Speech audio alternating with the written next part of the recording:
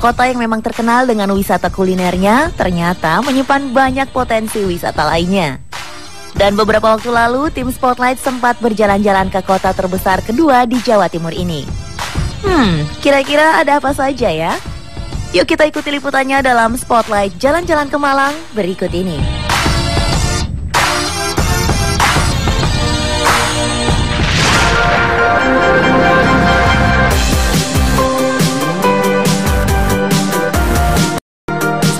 Jalan-jalan ke kota Malang yang pertama adalah mendatangi sebuah air terjun yang berjarak sekitar 32 km dari kota Malang. Terletak di wilayah konservasi alam, di bawah naungan Perum Perhutani, air terjun Pelangi menawarkan keindahan alamnya yang alami. Cukup merogoh kocek sebesar Rp7.500 untuk wisatawan domestik dan Rp15.000 untuk wisatawan luar negeri. Anda sudah bisa masuk ke dalam kawasan air terjun. Setelah berada di dalam kawasan, kita wajib menaati rambu-rambu peringatan yang tertera di sana agar tidak terjadi hal-hal yang tidak diinginkan. Dan jangan lupa memperhatikan peta atau papan jalan agar tidak salah jalan. Untuk menuju air terjun, pengunjung akan melewati medan berbukit-bukit sekitar 15 menit.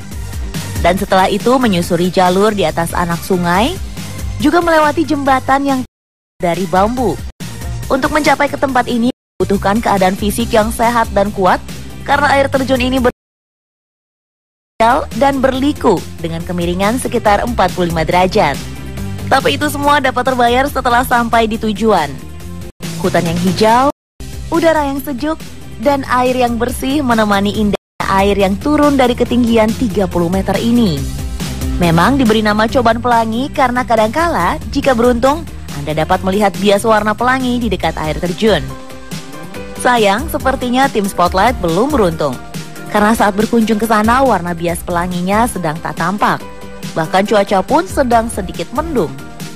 Nah, makanya pemirsa yang ingin berkunjung ke tempat ini baiknya memilih waktu yang tepat agar dapat melihat pelangi indah di dekat air terjun ya.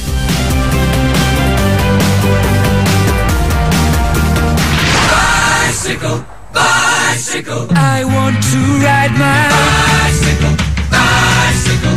Bicycle. I want to ride my bicycle. Setelah jalan-jalan menikmati wisata alam air terjun Coban Pelangi, sekarang kita lihat salah satu kerajinan tangan asal Malang yang unik ini.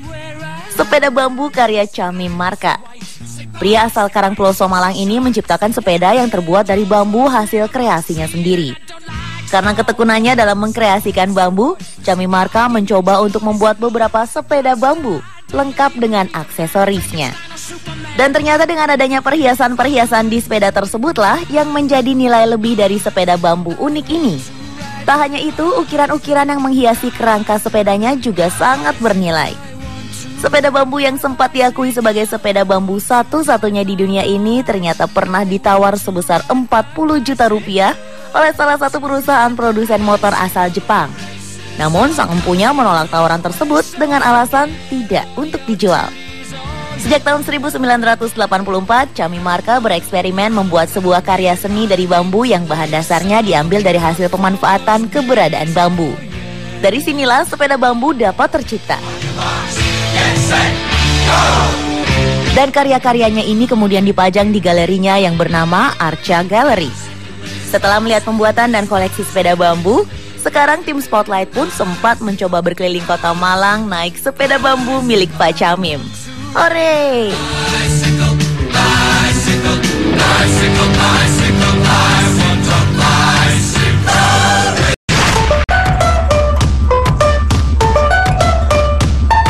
I had a dream so big and loud. Capek berkeliling menikmati keindahan dan keunikan kerajinan kota Malang, sekarang saatnya mencicipi salah satu tempat kuliner yang populer di sini, yaitu Rumah Makan Inggil yang terletak di Jalan Gajah Mada nomor 4, Kota Malang. Rumah makan yang satu ini terbilang unik karena selain dapat mencicipi panganan, kita juga bisa sekalian belajar sejarah Kota Malang. Saat kaki saya melangkah masuk ke Rumah Makan Inggil, langsung disambut dengan berbagai macam benda-benda kuno, foto-foto kuno, patung-patung, telepon-telepon kuno, dan ada juga puluhan topeng Malangan yang terpajang rapi untuk mengenalkan kesenian asal Malang. Dalam bangunan berarsitektur kolonial ini tersaji berbagai foto bangunan dan landscape kota Malang tempo dulu. Tak hanya itu, aneka jenis iklan zaman kuno juga dipajang di sepanjang tembok restoran. Sejumlah aksesoris dan furniture pun juga dirancang khas klasik tempo dulu. Di bagian belakang rumah makan ini juga ada panggung yang berisikan gamelan lengkap tersaji di atas panggung. Pengunjung pun bebas memilih duduk di kursi bersama keluarga atau duduk lesehan selonjoran. Suasana yang nyaman dan asri dengan panorama tempo dulu semakin menambah selera makan di rumah makan yang sudah berdiri sejak tahun 1996 ini. Menu yang ditawarkan tak kalah ikat, harganya pun sangat terjangkau. Dan rumah makan ini buka dari jam 10 pagi hingga jam 10 malam.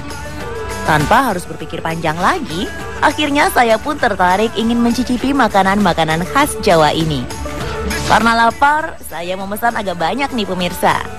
Ada nasi jagung, pecel terong, ayam goreng, kerancam, sambal pencit, dan sate komo. Juga ada minuman es cendol dan wedang jahe. Enak sekali. Nah, setelah kenyang, mari kita lanjut perjalanan berkeliling menjelajahi Malang tempo dulu ya.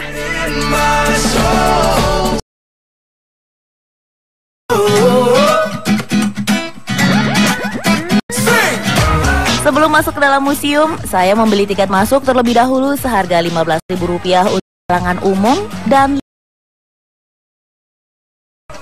memasuki seperti berada di lorong waktu. Mulai dari zaman purbakala. Kemudian ada ruangan yang mengambil tema tentang kerajaan-kerajaan. Tak hanya itu, di sini juga memiliki koleksi berupa prasasti, buku-buku kuno, alat-alat zaman purbakala, hingga zaman kemerdekaan.